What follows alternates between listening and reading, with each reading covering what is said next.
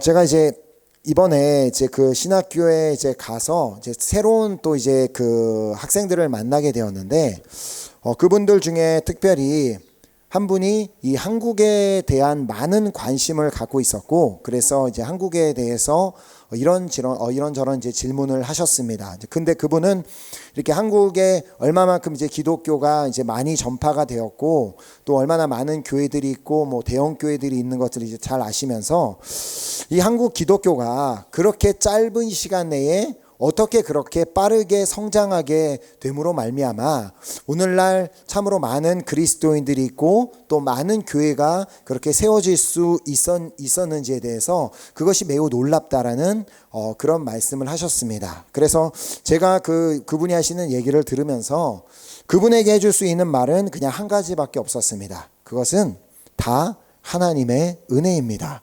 하나님께서 우리 대한민국을 축복하여 주셔서 우리나라에 그렇게 그 복음도 기독교도 크게 확장될 수 있었을 뿐만 아니라 동시에 경제도 성장할 수 있었다라고 이제 그분에게 말씀을 하게 되었는데, 이처럼 한 나라의 어떠한 경제적인 성장이나 그 나라의 기독교의 복음의 전파에 관한 모든 것을 다 주관하시는 분은 하나님이십니다.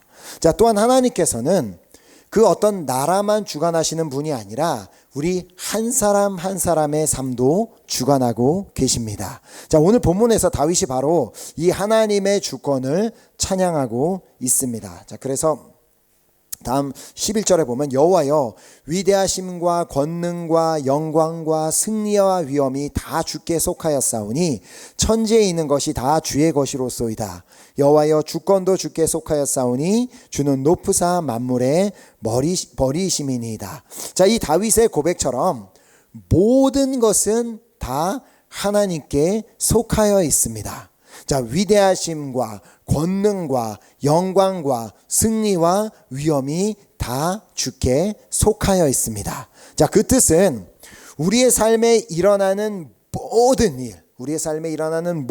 일은 다 하나님 안에서 일어나는 일이라는 말입니다. 자, 왜냐하면 천지에 있는 모든 것을 누가 만드셨어요? 우리 하나님이 만드셨기 때문입니다. 자, 하나님께서 천지를 만드셨기 때문에 그 천지의 주인이 하나님이시고 그 주인이신 하나님께서 친히 주관하고 다스리고 계시는 것입니다. 자, 그러므로 하늘과 땅 사이에 존재하는 모든 것, 이 지구에 있는 존재하는 모든 것은 다 하나님 안에 있고 하나님께서 주관하고 계시고 하나님께서 다스리고 계십니다. 자, 또 하나님께서 시간을 만드신 분도 하나님이시기 때문에 시간도 하나님이 주관하고 계시고 또 우주도 하나님께서 만드셨기 때문에 우주도 하나님께서 주관하고 계십니다. 자, 그렇게 당연히 그 우주와 지구와 그 안에 살고 있는 우리 모든 사람의 인생도 하나님께서 주관하고 계십니다. 자, 그래서 골로새서 1장 16절이 다음과 같이 말씀합니다. 만물이 그에게서 창조되되 하늘과 땅에서 보이는 것들과 보이지 않는 것들과 혹은 왕권들이나 주권들이나 통치자들이나 권세들이나 만물이 다 그로 말미암고 그를 위하여 창조되었고, 자, 여기서 말하는 만물이 그에게서 창조되었다라는 말씀은 말씀이신 예수 그리스도로 말미암아 창조되었음을 말하고 있습니다.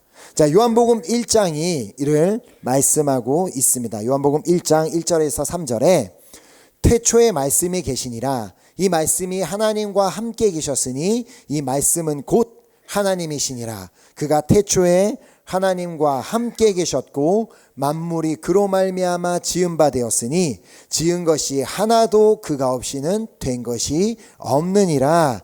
자, 그리고 그 말씀이 육신이 되어 이 땅에 오신 분이 예수 그리스도이십니다. 자, 그래서 다시 이 골로새서 말씀으로 이제 다시 돌아가 보면 말씀이신 예수 그리스도로 말미암아 하늘과 땅에 보이는 모든 것들과 보이지 않는 것들과 혹은 왕권들이나 주권들이나 통치자들이나 권세들이나 만물이 다 하나님 예수 그리스도로 말미암아 창조되었다라고 말씀하고 있습니다. 자, 그리고 특별히 만물이 예수 그리스도에게서 창조되었고 또 예수 그리스도를 위해 창조되었다라고 말씀하고 있습니다. 자, 그러므로 하나님께서 천지를 창조하시고 그 안에서 우리 인간들이 우리 한 사람 한 사람이 살게 하신 이유는 바로 예수 그리스도를 위해 살게 하시기 위함이다라고 말씀하고 계시는 것입니다. 자, 우리 중 그 누구도 나를 위해서 살라고 만들어진 사람은 아무도 없습니다. 하나님께서 우리를 만드셨을 때는 우리가 오직 나를 만드신 분, 나를 창조하신 분을 위해 살라고 만들어졌다는 것입니다. 자, 그러므로 나를 만드시되 그 나를 만드신 하나님을 위해 살라고 만드신 분이 정말 그분이 완전하신 분이시며 실수가 없는 분이심을 믿는다면 우리의 삶에 일어나는 모든 일도 실수가 없으신 하나님 안에서 일어나는 일, 그리고 완전하신 하나님 안에서 일어나는 일, 그리고 그 모든 것을 주관하시는 하나님 안에서 일어나는 일들임을 우리는 반드시 알고 기억해야 합니다. 자, 그래서 다윗은 이어서 다음과 같이 고백합니다. 이제 12장 본문 12절에 보면 부하기가 주께로 말미암고 또 주는 만물의 주제가 되사 손에 권세와 능력이 있사오니 모든 사람을 크게 하심과 강하게 하심이 주의 손에 있나이다. 자, 다윗은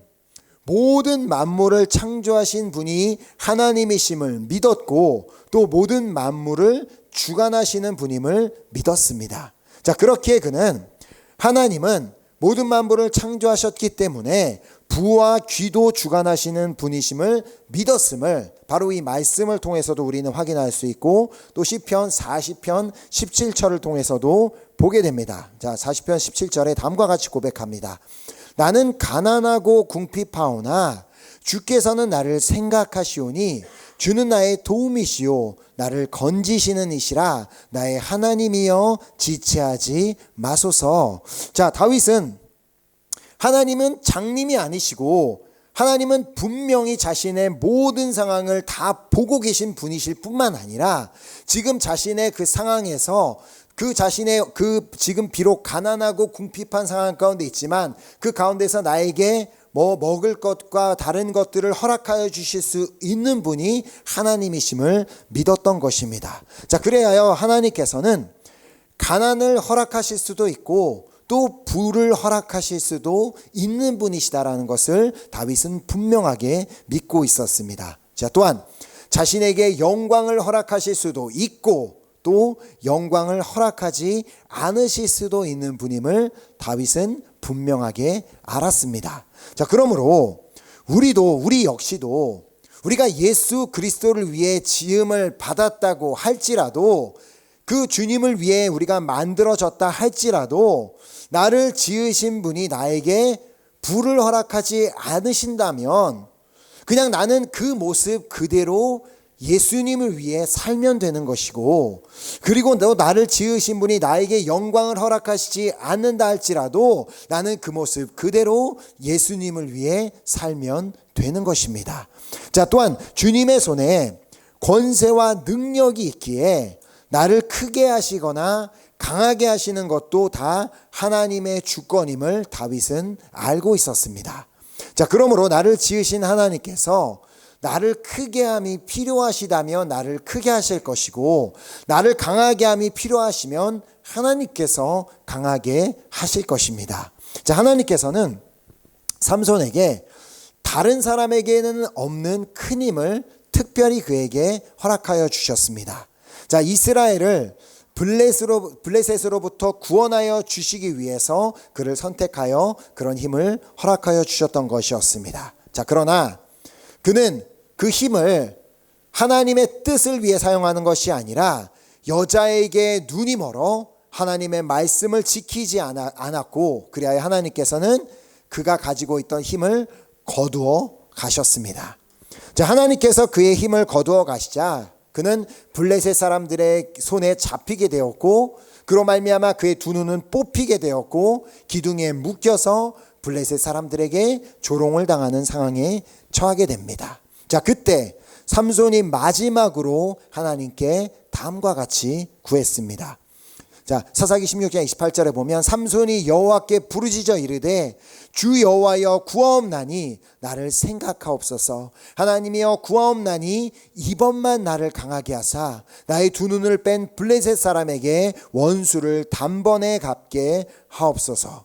자, 삼손이 하나님께 이번만 나를 강하게 하여 달라고 구하자 하나님께서는 그가 구한 대로 한 번 더 그에게 강한 힘을 허락하셨고 그리하여 그곳에 있는 기둥을 무너뜨림으로 말미암아 그 자리에 있던 수천 명의 블레셋 사람들을 죽이게 하셨습니다. 자, 이처럼 하나님은 강하게 하실 수도 있는 분이시고 또 주셨던 힘을 거두어 가실 수도 있는 분이시며 또 거두어 가셨던 그 힘을 다시 주실 수도 있는 분이 우리 하나님이십니다. 자, 그렇다면 이런 하나님께 과연 불가능이 있겠습니까? 모든 것을 다 주관하시고 모든 것이 가능하신 분께는 불가능이란 있을 수 없습니다. 자, 그러므로 하나님께서 된다고 하시면 되는 것이고 안 된다고 하시면 안 되는 것 뿐입니다. 자, 그러므로 우리는 우리의 삶을 주관하시는 예수 그리스도 안에 살면서 그분의 다스림을 받으며 살기만 하면 되는 것입니다. 자, 주님께서 하라고 하시면 그 하라고 하신 것을 우리는 하면 되고 하지 말라고 하신 것은 하지 않으면 됩니다. 자, 물론 때로는 주님께서 우리에게 우리가 이해할 수 없는 것을 말씀해 주실 때도 있습니다. 자, 그러나 내 입장에서 내 생각으로 봤을 때는 그것이 도무지 너무나 어려워 보이고 힘들어 보이고 또 불가능해 보인다 할지라도 주님이 말씀하셨다면 주님이 그렇게 하라고 하셨다면 그렇게 되는 줄 믿습니다. 자, 그 사실을 하나님께서 모세에게 분명히 보여주셨습니다. 저는 사실 이제 그 출애굽 사건을 보면서 이렇게 읽을 때마다 의아하게 생각한 부분이 있는데 그것은 바로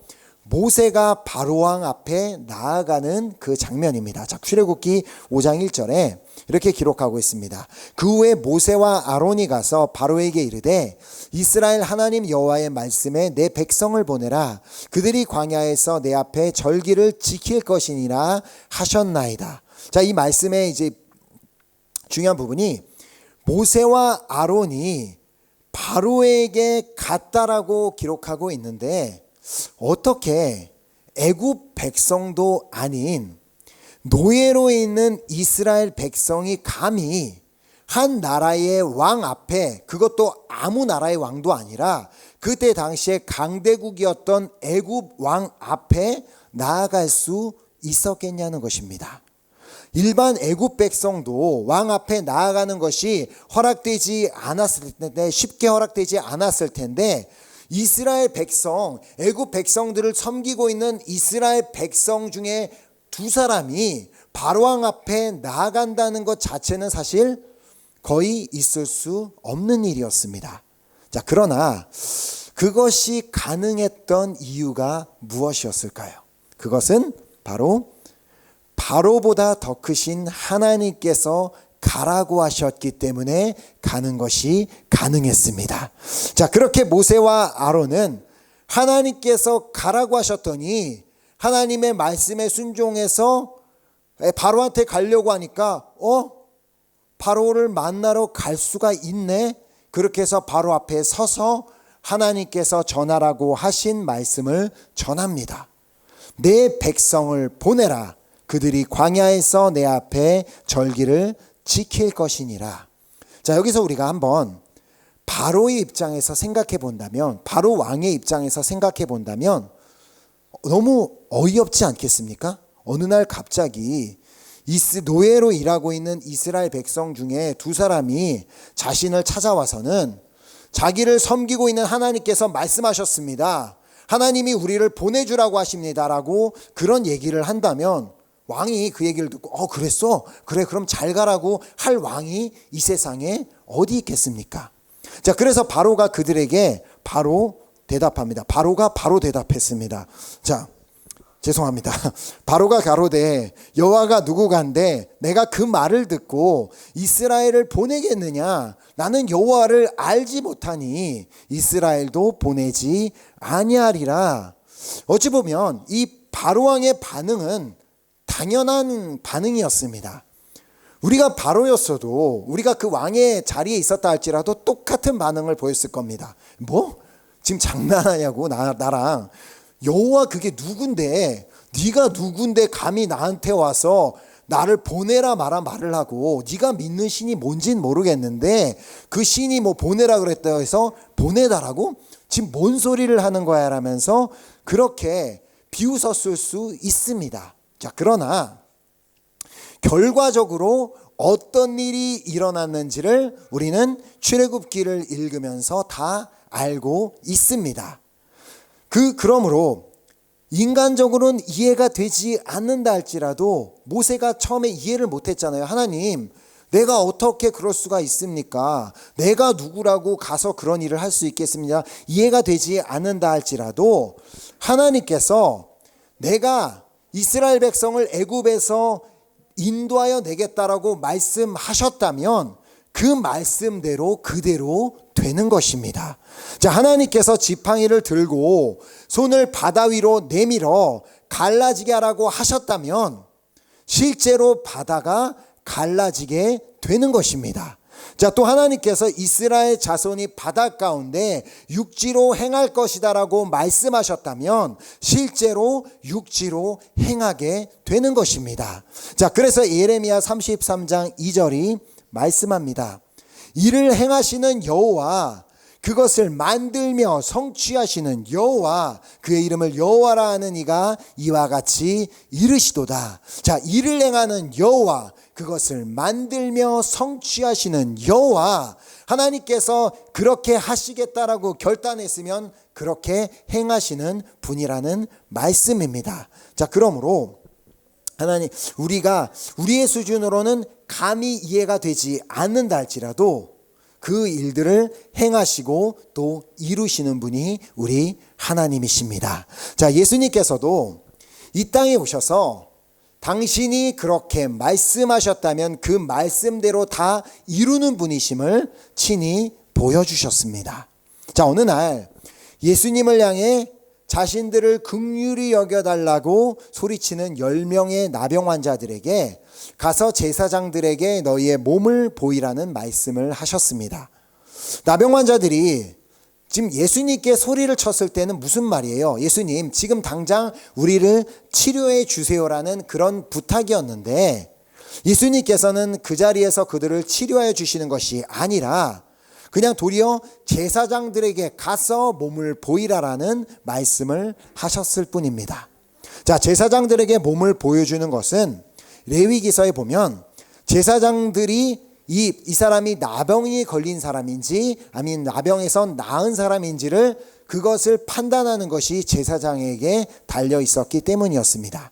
자, 그런 그들에게 지금 제사장을 찾아가서 몸을 보여주라는 말씀은 그들이 이미 치유를 받았을 때, 깨끗하여졌을 때나 가능한 말씀이었습니다. 자, 그런데 그들은 아직 전혀 자신들의 나병에서 치유를 받은 적이 없습니다. 여전히 자기는 나병 환자이고 전혀 나은 것이 없는데, 근데 예수님께서 그렇게 말씀하셨을 때 그렇게 이해할 수 없는 말씀을 하셨음에도 불구하고 나병 환자들이 예수님 말씀대로 행하였을 때 놀라운 일이 그들에게 일어나게 되었습니다. 자, 그래서 누가복음 17장 14절에 보면 보시고 가라사대 가서 제사장들에게 너희 몸을 보이라 하셨더니 저희가 가다가 깨끗함을 받은지라. 자, 예수님께서 너희들 제사장들에게 가, 그러면 될 거야. 그 말은 제사장들에게 가면 너희 몸이 깨끗함을 낳게 될 거야라는 그 말씀이 쉽게 믿어지진 않았지만 그 말씀대로 가다가 그들은 깨끗함을 받게 되었습니다. 자, 또 하루는 귀신 들린 어린 딸을 둔 한 여인이 예수님을 찾아와 그 귀신을 쫓아달라고 예수님께 간절히 부탁합니다. 자, 그녀가 간절히 정말 나를 어떤 취급을 해도 좋으니까, 나에게 무슨 말을 해도 좋으니까 제발 내 딸만은 고쳐달라고 간절히 구했을 때 예수님께서는 그녀에게 그래 같이 가서 내가 치유해 줄 게가 아니라 그 여인에게 말씀하신 것이 돌아가라, 귀신이 내 딸에게서 나갔느니라 라고 그냥 말씀하셨을 뿐인데, 마가복음 7장 30절에 보면 여자가 집에 돌아가 본즉 아이가 침상에 누웠고 귀신이 나갔더라. 자, 바로 이런 일들을 예수님께서 행하셨습니다. 예수님께서 말씀하셨다면 그 말씀 그대로 이루어지는 일들이 일어났었는데, 그 무엇보다 최고의 사건은 바로 예수님의 부활 사건입니다. 예수님께서 제자들에게 내가 죽게 될 것이다, 그러나 나는 3일 만에 살아날 것이다 라고 제자들에게 말씀하셨습니다. 물론 제자들은 도무지 그 말이 무엇인지 이해하지 못했습니다. 자, 그리고 예수님께서는 실제로 당신이 말씀한 대로 십자가에서 돌아가셨지만 말씀하신 그대로 3일 만에 다시 살아나셨습니다. 자, 그러므로 우리 주님이 말씀하셨다면 말씀하신 그대로 이루어지는 줄 믿습니다. 아멘. 자, 그 이유가 무엇이겠어요? 오늘 본문 말씀 그대로 여호와여, 위대하심과 권능과 영광과 승리와 위엄이 다 주께 속하였사오니 천지에 있는 것이 다 주의 것이로소이다. 여호와여, 주권도 주께 속하였사오니 주는 높으사 만물의 머리심이니이다. 아멘. 모든 것이 다 하나님께 속해 있기 때문에 하나님께는 모든 것이 다 가능하다는 것입니다. 자, 그러므로 모든 것을 주관하시는 그 하나님 앞에서 우리가 해야 할 일은 단지 나를 창조하신 목적 그대로 예수를 위해 살기만 하면 되는 것입니다. 자, 예수를 위해 산다는 말은 예수님께 영광을 돌리기 위해 산다는 말입니다. 그래서 누군가가 우리에게 당신 왜 사세요라고 묻는다면 나는 예수님께 영광을 돌리기 위해 삽니다라고 그렇게 우리가 얘기를 해야 한다는 것입니다. 자, 우리가 예수님의 영광을 위해 산다면 우리는 그냥 오직 그냥 주님만 바라보며, 우리 찬양 인도자 집사님이 말씀하셨던 거죠. 그냥 오직 우리가 주님만을 바라보며 주님의 영광만을 위해 산다면 그 다음에 우리의 삶에 일어나는 모든 일은 하나님께서 친히 행하여 주실 줄 믿습니다. 자, 그러므로 우리 모두는 오직 예수님의 영광만을 위해서 사는 우리 모두가 되기를 간절히 소망합니다. 자, 그래서 고린도전서 10장 31절도 그런즉 너희가 먹든지 마시든지 무엇을 하든지 다 무엇을 위해서 하라고요? 다 하나님의 영광을 위하여 하라. 아멘. 자, 우리가 하는 사소한 작은 것도 다 하나님을 위해 하라고 말씀하시는데, 자, 하나님의 영광을 위해 사는 것이 그렇다면 무엇인가? 자, 그 질문을 한다면 나를 창조하신 하나님께 어떤 환경과 상황 가운데서도 감사하고 또 찬양하는 삶을 의미합니다. 도무지 지금 다른 사람이 봤을 때 저 사람은 하나님께 감사할 수 없는데, 하나님을 찬양할 수 없는데 그 상황 가운데 감사하고 찬양할 때 우리는 비로소 하나님께 영광을 돌리게 됩니다. 자, 내가 금메달을 땄을 때만 내가 하나님 예수님을 믿었더니 나는 금메달을 땄습니다라고 하며 금메달을 땄을 때만 하나님께 영광을 돌릴 수 있는 것이 아니라 어떤 상황 가운데서도 감사하고 찬양할 수 있다면 우리는 어떤 상황 가운데서도 하나님께 영광을 돌릴 수 있는 줄 믿습니다. 자, 그래서 다윗은 본문에 다음과 같이 고백합니다. 13절에 우리 하나님이여, 이제 우리가 주께 감사하며 주의 영화로운 이름을 찬양하나이다. 아멘. 사실 우리는 여기서 다윗이 이러한 고백을 한 배경을 살펴볼 필요가 있습니다. 자, 다윗에게는 한 가지 큰 꿈이 있었는데 그것은 하나님을 위해 성전을 건축하는 것이었습니다. 하지만 하나님께서는 다윗이 성전을 건축한다고 했으면 하나님께서 막 도와주시고 그래야 되는데 하나님께서는 안 된다. 왜냐하면 그가 전쟁을 많이 하고 또 피를 많이 흘렸기 때문에 너는 나를 위해서 성전을 건축할 수 없다라고 그의 꿈을 거절해 버리십니다. 자, 즉 다윗이 품었던 그 꿈을 다윗은 이룰 수 없게 되었다는 것입니다. 자, 그렇다고 다윗은 실망하지 않았습니다.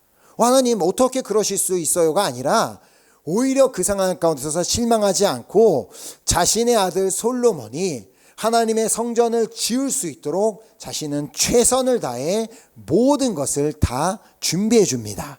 자, 그것도 자신이 살아서 살아생전에 보지도 못할 그 성전을 위해 정말 많은 것들을 아낌없이 드렸음을 역대상 29장에서 볼 수 있습니다. 역대상 29장 3절 5절에 보면 성전을 위하여 준비한 이 모든 것 외에도 내 마음이 내 하나님의 성전을 사모함으로 내가 사유한 금 은으로 내 하나님의 성전을 위하여 드렸노니 곧 오빌의 금 3,000달란트와 수는 7,000달란트라.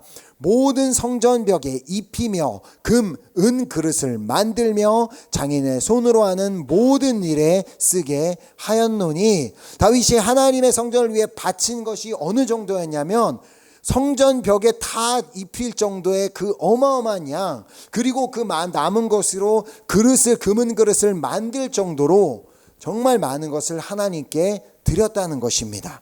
자, 다윗은 자신이 비록 하나님의 성전을 직접 지을 수는 없었지만 자신의 것을 아끼지 않고 하나님을 위해 드렸을 뿐만 아니라 또 감사하고 찬양할 수 있었던 이유는 그 성전을 지으려는 목적이 오직 하나님을 위한 것이기 때문이었습니다. 자, 하나님의 영광을 위해서 성전을 지으려고 했기 때문에 비록 지금 자신에게 성전을 만드는 것이 허락되지 않았어도 아무런 상관이 없었던 것이었습니다.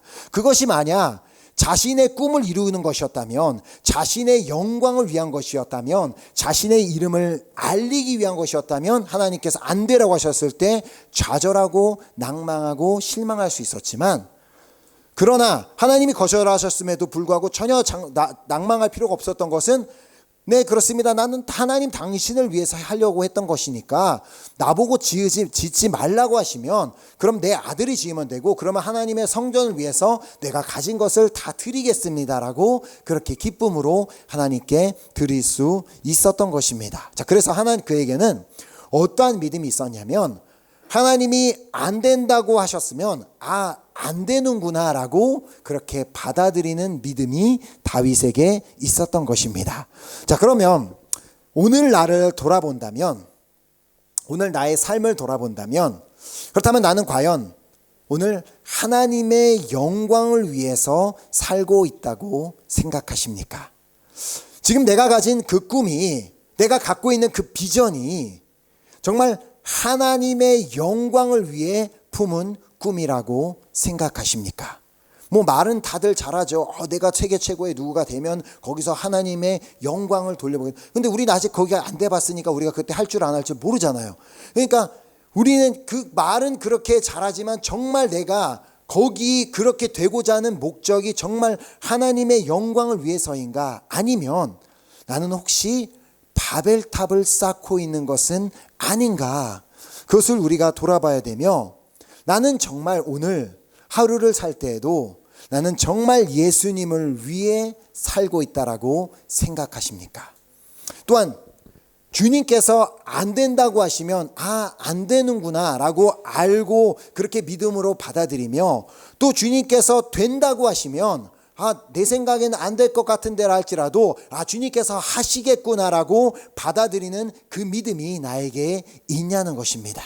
자, 비록 지금까지 우리가 그렇지 않았다 할지라도 괜찮습니다. 우리가 오늘부터 하나님의 영광을 위해 살아가기로 결단한다면 하나님께서는 우리의 그 결단도 기쁘게 받아주실 줄 믿습니다. 자, 언제 어디서나 어떤 상황에서든 나를 지으시고 나의 삶을 주관하고 다스리고 계시는 주님께 내가 지금 어떤 대단한 업적을 이루지는 않았다 할지라도 내가 뭐 금메달을 딴 적은 없다 할지라도, 어떤 뭐 하나님을 위해 대단한 일을 한 적은 없다고 할지라도, 그냥 지금 내가 살고 있는 그 삶의 터전에서 작은 것에도 감사하고 언제나 하나님을 찬양함으로 말미암아 하나님께 영광을 돌리는 우리 모두가 될 수 있기를 간절히 소망하며 축복합니다. 아멘.